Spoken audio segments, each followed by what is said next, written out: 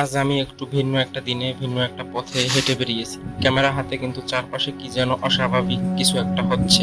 সকালটা ছিল একবারে স্বাভাবিক, আকাশ পরিষ্কার, রাস্তায় নরম আলো। কিন্তু শান্তি যত বেশি হয়, বিপদের ঘ্রাণ তত বেশি ঘন হয়ে আসে। হঠাৎ চারপাশের শব্দ গিলে নিল এক অদৃশ্য কিছুর ছায়া। পাখি নেই, মানুষ নেই, শুধু আমার পায়ের আওয়াজ আর পিছনে কার যেন নিঃশ্বাস। আকাশ বদলে যাচ্ছে, কালো মেঘ ঢেকে ফেলেছে সূর্যকে, মনে হচ্ছে ঝড় আসছে। সেই পুরনো বৈশাখী ঝড়, যেটা শুধু গাছই না, মানুষকে উল্টে দেয়। বাতাস ভারী হয়ে এসেছে, গন্ধে যেন আতঙ্ক। আকাশ বদলে যাচ্ছে, কালো মেঘ ঢেকে ফেলেছে সূর্যকে, মনে হচ্ছে ঝড় আসছে। সেই পুরনো বৈশাখী ঝড়, যেটা শুধু গাছই না, মানুষকে উল্টে দেয়। বাতাস ভারী হয়ে এসেছে, গন্ধে যেন আতঙ্ক। চেনা রাস্তা আজ অচেনা লাগছে। এই রাস্তায় আমি হাঁটছি, কিন্তু কোথাও যাচ্ছি না। গাছের পাতাগুলো থেমে গেছে, তারা যেন জানে আজ কিছু ঘটবে। আর আমি হঠাৎ দেখি আমার ছায়া নেই। ছায়া না থাকলে বুঝে নিতে হয় আপনি আর বাস্তবের ভিতরে নেই।